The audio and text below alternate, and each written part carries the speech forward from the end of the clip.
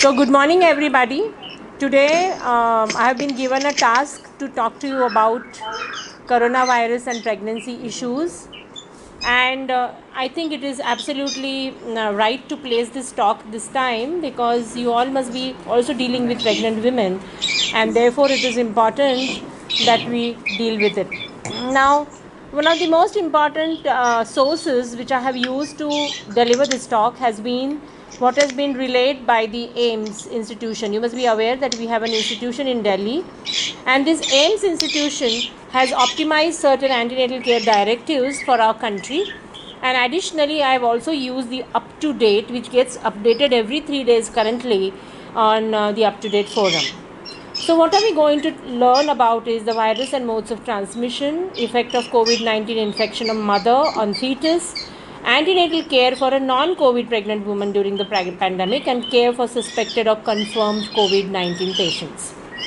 So we all know that it is a severe acute respiratory syndrome coronavirus 2, that's called as SARS-CoV-2, is the virus that causes coronavirus disease. And information, it's a novel virus because a lot of things are not known about it, and information is evolving rapidly, and interim guidance by multiple organizations is constantly being updated and expanded. And this, as I mentioned, is the April 16 up to date which I had referred to, and I read it yesterday. There is nothing changed from that time on.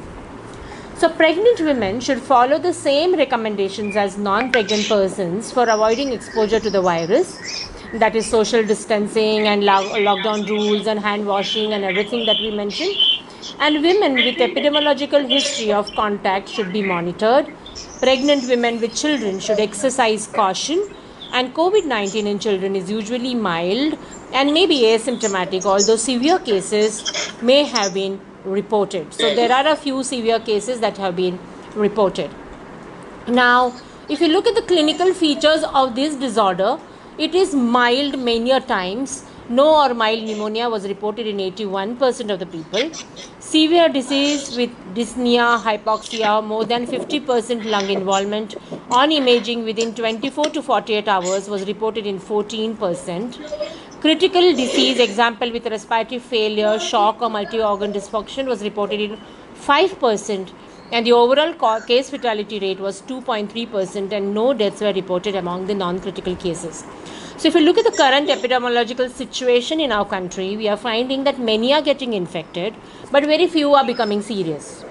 And that is actually a very positive aspect, and that's something that we can use to counsel our patients, especially pregnant moms, saying that, okay, out of 100 people who get infected by this virus, about 81% will have symptoms, and these will be mild symptoms, while only about 15% will have severe symptoms, and only about 5% will land up in serious consequences.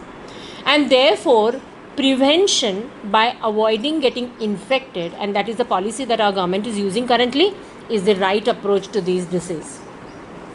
Now, if you classify the disease severity, no or mild symptoms like fever, fatigue, cough, and or less common features of COVID-19 is called as mild disease.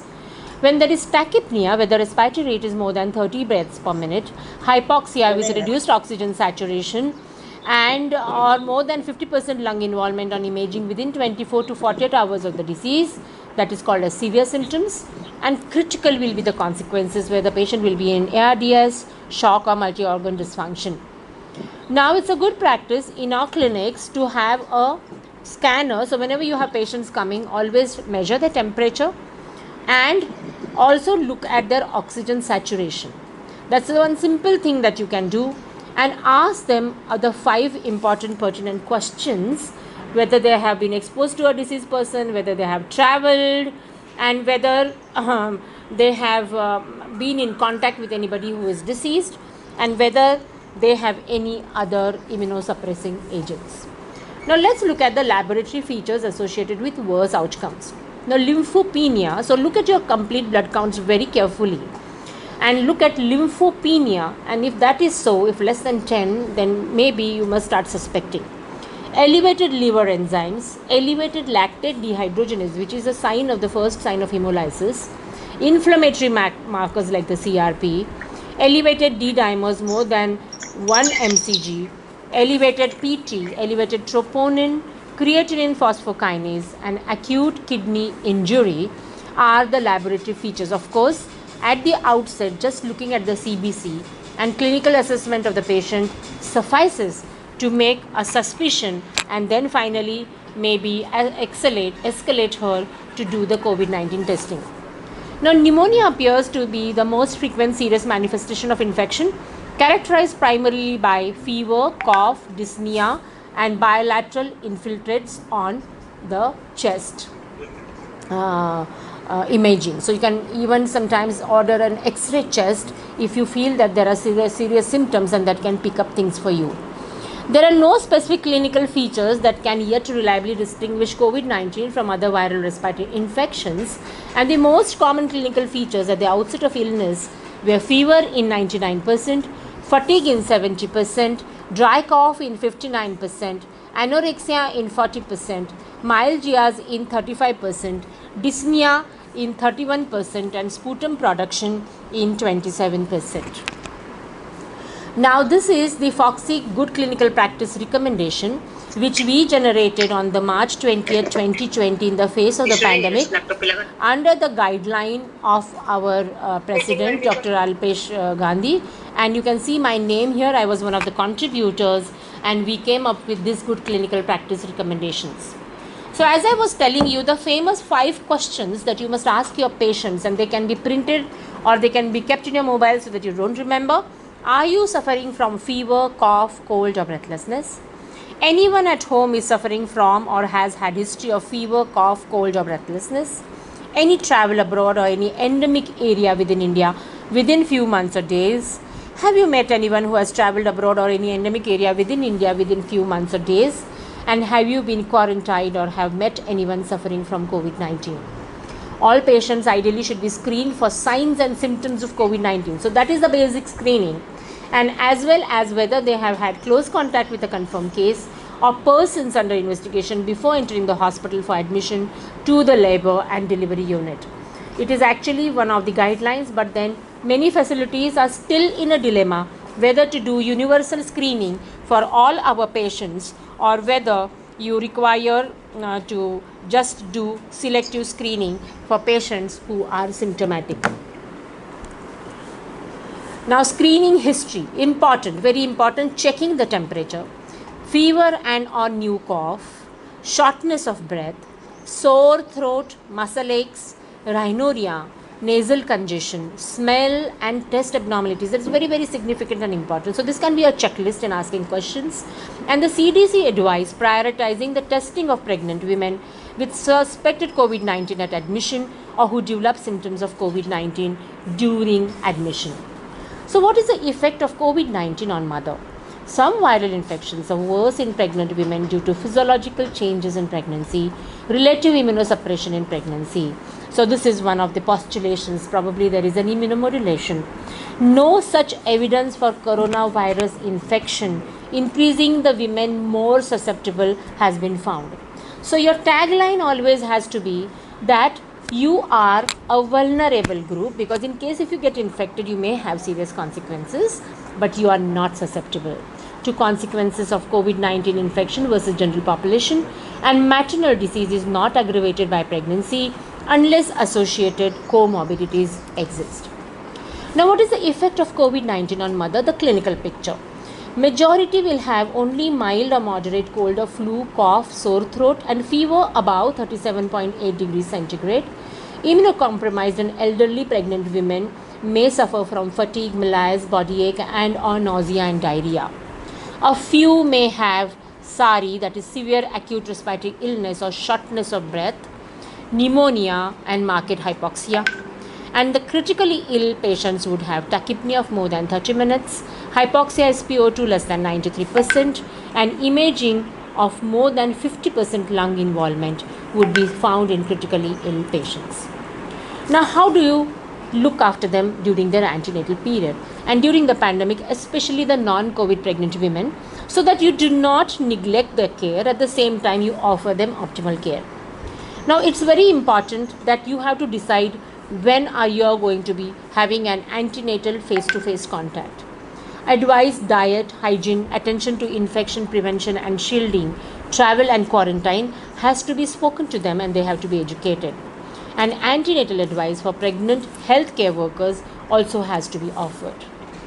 So the contact has to be reduced, postponed and or increase the interval between antenatal visits or routine scan.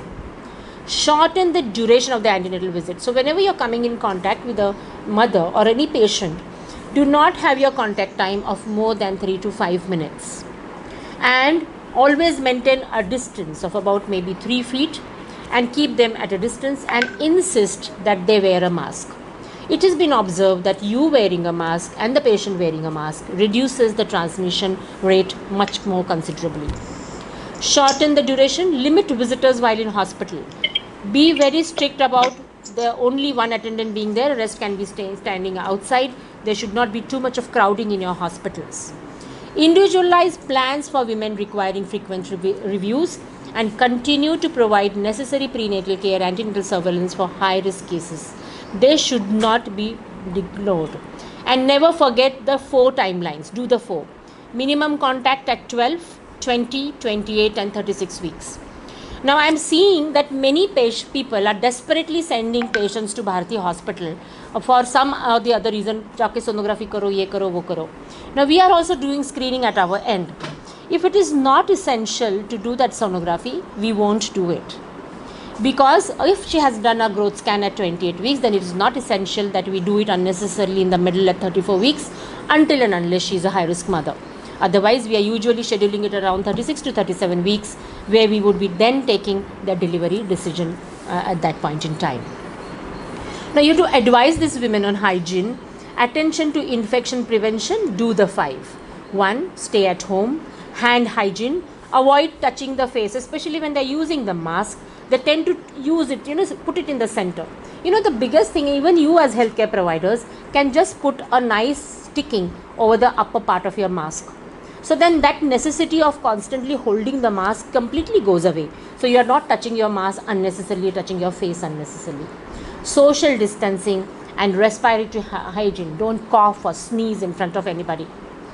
I am pregnant, how can I protect myself against COVID-19? You can just tell the patient, wash your hands frequently, put space between yourself and others, avoid touching your eyes, nose and mouth, and cough or sneeze into your bent elbow or a tissue. If you have fever, cough or difficulty in breathing, seek early care.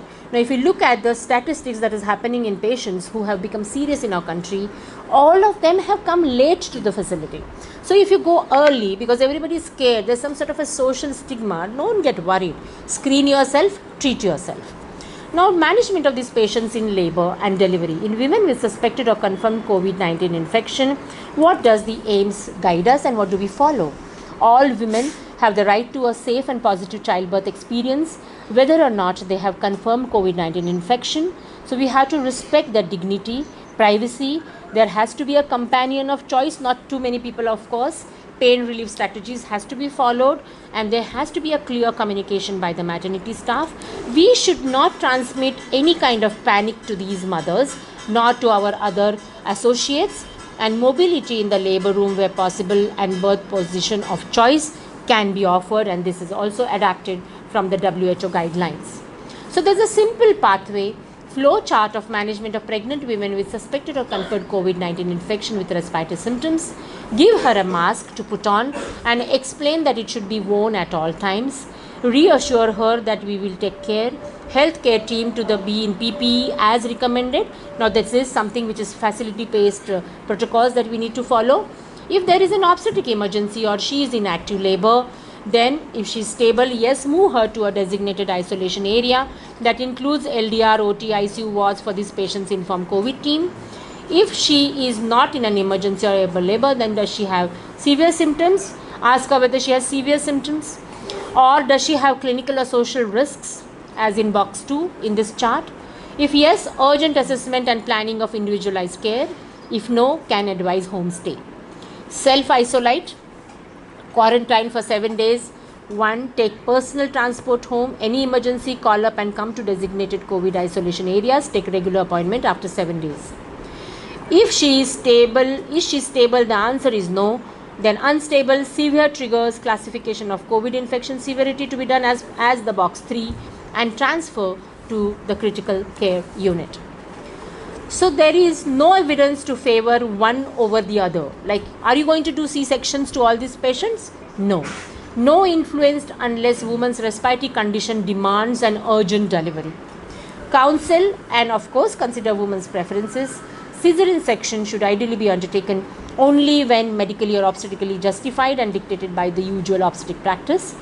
And use of birthing pools, avoid inability to use, and of course this is not available in our country, but you must try to restrict their mobility as much as possible, and exposure to many healthcare providers should be avoided. Now, an individual assessment regarding the urgency of a planned induction of labor has to be decided. If induction of labor cannot safely be delayed, the general advice for COVID-19 should be followed. Women should be admitted into an isolation room in which they should ideally be cared for the entirety of their hospital stay. Now, the timing of delivery again is not dictated by the presence of maternal COVID-19 infection and not an indication to induce labor. Recovery after infection in early in pregnancy, there is no alteration in the usual timing of delivery. Recovery after infection in third trimester, reasonable to postpone delivery if no other medical indications mandate a delivery, and if there is negative test result obtained or quarantine status is lifted. Secondly, we have to remember that all our pregnant mothers are extremely under panic, and we have to constantly reassure them, because their panic situation can cause issues at the time of delivery and unnecessarily contribute to morbidity. Now, in exceptional situations like a critically ill pregnant woman, delivery is indicated, relieve the extra metabolic and the pulmonary load, like sometimes like a perimortem C-section that we performed. Recently we had an eclampsia, and that patient had a respiratory compromise, and we had to deliver her even if it was a premature baby by an immediate and a crash C-section, which we did. Weigh possible benefits versus risk of worsening systemic status with surgery. Individualize clinical stability of mother, period of gestation and fetal condition, and take individualized decision for every patient. Now, do we do a screening in a pregnant patient before a planned C-section induction? If she is asymptomatic, induction of labor and C-section medical indication should not be postponed or rescheduled just because you not screened her for the COVID testing. And if she is symptomatic, then balance the risk of continuation versus termination, and patient may become more severely ill over time since symptoms are more severe in the second week. If you look at the typical pathogenesis of this disease, it is 4-week thing. 1 week is prodrome, second week is serious, third week may become critical or may go into resolution, and fourth week is aftermath, weakness and all such kind of things. So this is how the disease of COVID-19 actually progresses. Management of suspected cases in labor on admission, institute infection prevention and control measures like immediate transfer to an identified isolation room, donning appropriate PPE by the healthcare provider, whatever has been decided by your protocol, testing of the pregnant woman with suspected infection to be done urgently, samples to be sent by the nasopharyngeal swab. Do not delay obstetric care in order to test for COVID-19, and treat as confirmed COVID-19 until the test results are available. And that is a policy where most of us are following in our delivery rooms. Now, at the triage, maternal and fetal assessment has to be done for detailed maternal fetal assessment and severity of COVID-19 symptoms. Multidisciplinary team, consultant obstetrician, consultant anesthetist, consultant neonatologist and infectious disease or medical specialist have to be in picture, because anything can be going this way or that way. Temperature and oral vitals, including the oxygen saturation, has to be measured. Confirmation of the onset of labor as per the standard care has to be undertaken. In the fetus, look for any signs of fetal compromise, and continuous fetal monitoring using CTG in labor is recommended. Now, fetal frequency of FSHR monitoring can be individualized. Consider the gestational age of the fetus and the maternal condition. And recommendations, continuous electronic fetal monitoring in labor. Tocolysis is contraindicated. Systemic disease, individualized degree of clinical severity, caution, avoid the beta-mimetic agents if pulmonary involvement is there. Tocolysis is contraindicated in systemic disease. Individualized degree of clinical severity again in a patient who has come to you with preterm labor, and avoid beta-mimetic agents if the pulmonary involved is seen. Now, delayed cord clamping still recommended if no contraindications. Skin to skin contact can be an individual choice. Risk versus benefits have to be taken into consideration, and you can do it if the baby is well. Breastfeeding is not contraindicated. A woman with COVID-19 should be supported to breastfeed safely, hold her newborn skin to skin, and share room with her baby. And you can of course ask her to take universal precautions like masks and hand washing and care while handling her own baby. Thank you for a patient hearing, and I am now ready for your questions. Anybody has put up anything in the chats? No. 47. So I hope all of you understood. Are there any questions which you want to ask me? I did not give you any case histories normally, which I do, because I know there is a limited time that we have here, and therefore I decided that I'll answer your questions. Okay, I can see that there are 3 chats here. Dr. Deepali wants to say that audio was not clear. Deepali, finally, could you do this? I hope, Deepali, you could hear us.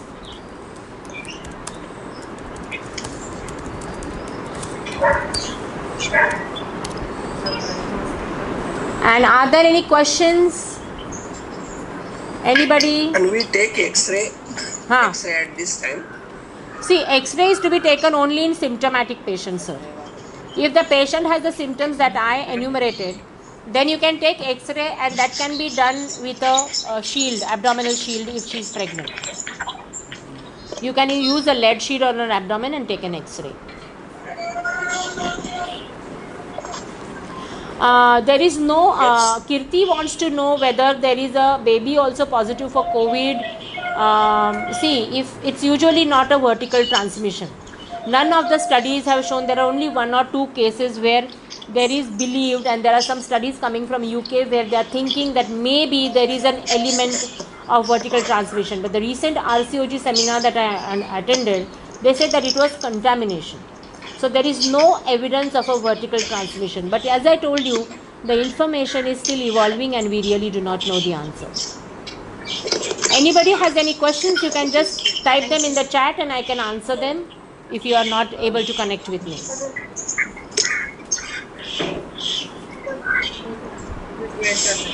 And the most important thing is we have to eat well, think positive, and be happy, and not be unnecessarily panic, because we healthcare providers are going to be the ones who are going to take this society forward, and that we have to remember.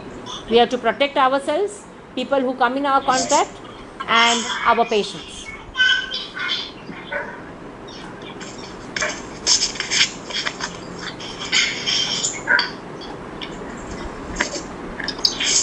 Shall we add vitamin C and or multivitamin during ANC? Deepali, good diet is enough, but I know some people are not having access to food because of restrictions on vegetables and all may not be. So it's good idea to give them some sort of a multivitamin preparation. There can be certain, there are some good energy drinks also which can be given to enhance their immunity. We have to tell them to hydrate themselves well, and most importantly, today because of many sort of being in the lockdown, there is a lot of pressure, especially on women, because they have to look after the homes, cooking and everything. So all these things require to be counseled, and they have to be guided and told about. And we can be innovative. Inside the house we can take fermented foods, we can take sprouted foods, so that can help us giving us adequate nutrition. So guys, I want to tell you that we have exactly 9 minutes to close this session.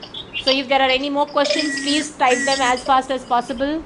Somebody is having a lot of background sound. You can mute yourself if you don't want to say anything.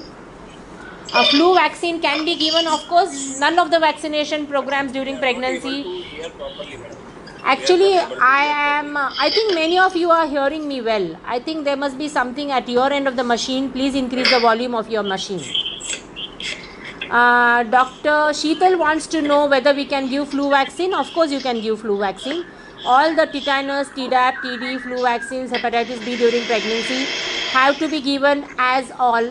The reason why I may not be audible is because somebody is keeping the speaker on and the background noise is disturbing all of us.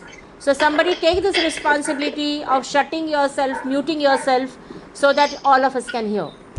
So we are trying to do it at our end, but all the same, I don't know, still there is a background distance here, and here we are sitting in a very quiet place where there is no disturbance at all. So lactation of course has to be continued, because you cannot deprive the baby from nutrition. Kirti, I hope I answer your question. And flu vaccine gives just boosts her immunity for influenza. It is not going to award her any additional protection against the COVID-19 infection though. So that you must be aware of. Any other questions you want to ask? Please type them here. You can just tell me whether I am audible or not by saying yes or no on the chat.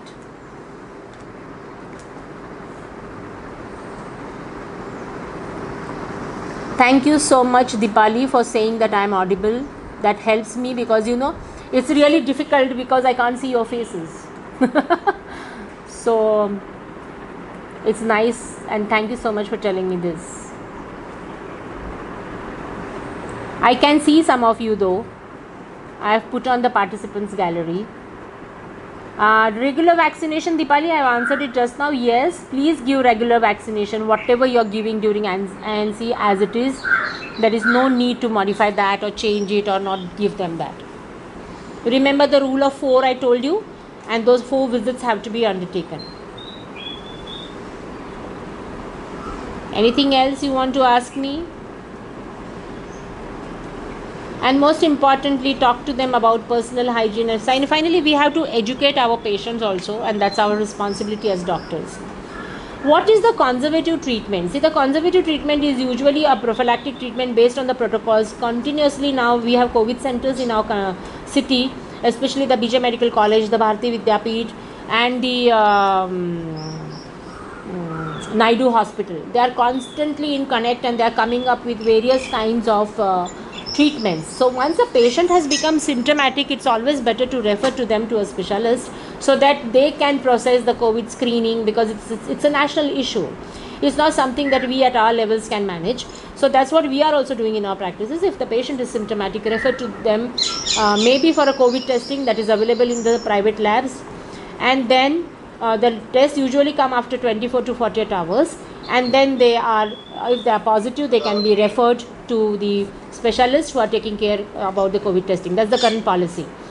And if the patient becomes symptomatic after admission, that's what we are doing in Bharati, then we do their testing.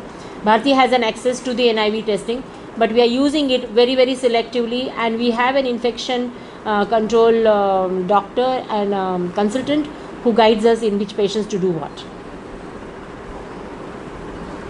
So the conservative treatment consists of sometimes the antiviral therapies, azithromycin, HCQS, and all these have been suggested. Dipali wants to know, now many women want to travel to other city for delivery. What precautions shall they take? Actually, Dipali, you cannot give them any kind of certificate. First and foremost, I must tell you that, because we cannot go against the lockdown rules of the local governance. You can just give a certificate saying you are pregnant and fit to travel. But recommendation of traveling is better not to. You have to warn them that we do not know what is going to be the policy at the receiving end where you are traveling. You may be quarantined there, or they may insist that you do a test and then go. So these things have to be explained to the patient. It's better to avoid travel. It's always better to be where you are, because while traveling, and today all the public travel means are not there. Some of my patients have asked me permissions to go to Jalgaon and Bangalore, where I've said please don't go, because these journeys are not going to be safe for them, and we do not know safety on roads. Secondly, we do not know what's going to happen at the end, because you can see that we, even in Bharati, we are seeing every week we are changing our policies, and this is happening everywhere. Policies are changing, so quarantine, isolation, all these policies would be different for different people. So it's always better to stay put wherever these people are. Is COVID test compulsory for all pregnant women in 3rd trimester? Now this depends again on the policy. That is what the AIIMS recommends, but then they are saying that don't do it for asymptomatic patients. But if the patients are going to be taken for induction, are critical mothers who may require admission to critical care units, or who are now going to be admitted in delivery.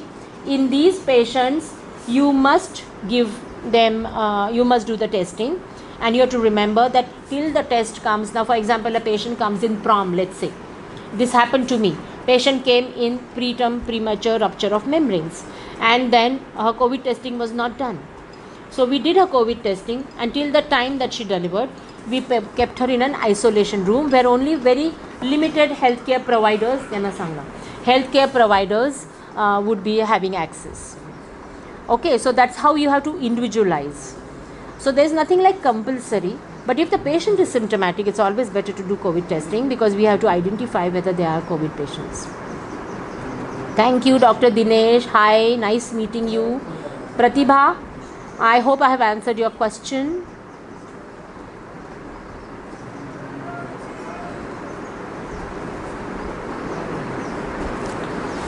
Yes, now 2.5 minutes to go. Nicely motivated. Thank you so much. Thank you so much, sir. It is our duty. Finally, it's a war. I always tell my patients, don't get scared. Just protect yourself, be happy, and we are here to take care of you. That should be our attitude. And about the HCQS, what is being recommended, that if you are going to be actively involved in the COVID care or actively involved in the patient clinical care, on OPD basis practice where you are at a distance, it's not necessary. You may take HCQS prophylaxis, but be careful to do an ECG, speak to your cardiologist and physician, and then only take HCQS. Even when I took my dose, I was sitting in Bharati OPD, and then I took my dosages when Dr. Nimbargi was aware that I am taking one, because there have been some complications associated with HCQS. So be careful, and it doesn't prevent COVID-19 infection. It probably just reduces the severity of the disease. That is what has been identified. So unnecessarily don't get into any panic modes.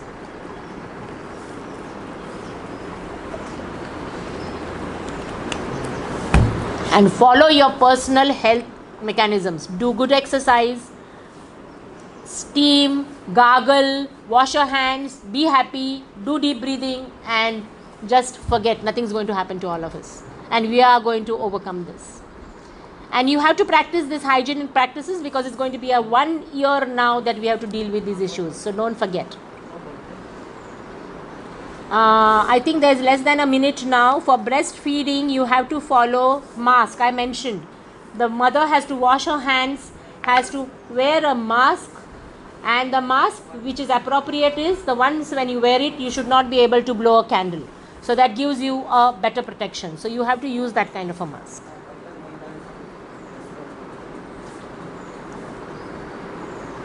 Yes, and this can be made with cloth, 3 layers of nice cotton cloth. You can make your homemade wonderful mask. I am thinking of making my own designer mask, because if I am going to wear them for a year, I must have some colorful masks. Okay, thank you. Bye-bye. Bye-bye, everybody. Have a nice day and enjoy Bye-bye. your pandemic time and lockdown. Thank you. Bye-bye.